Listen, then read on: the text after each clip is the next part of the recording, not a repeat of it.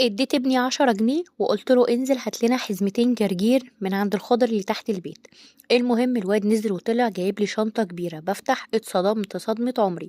ببص لقيته جايب لي سبانخ، رحت ندهت له قلت له ايه يا ابني اللي انت جايبه ده؟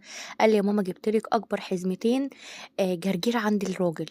ايه رايك فيا بقى؟ بجد يا ماما انا لما شفت الحزمه بتاعت الجرجير قلت لا ابدا لازم بقى اجيب لك اتنين، ونقيت لك اكبر اتنين.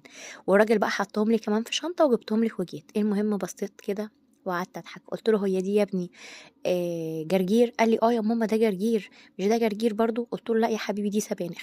المهم الواد بص لي كده قال لي معقوله يا ماما دي سبانخ؟ قلت له اه يا حبيبي دي سبانخ، وعقابا ليك بقى هعمل لكم الغدا النهارده سبانخ. الواد قعد يعيط وقال لي انا ما بحبش السبانخ. قلت له انت مش جبتها مش هنرميها، هنعمل النهارده سبانخ. وقمت على طول بقى ايه، رحنا مقطعه السبانخ كويس جدا قطع صغيره كده، وغسلتها بقى 3 4 5 مرات، وبعد كده صفيتها كويس جدا وسبتها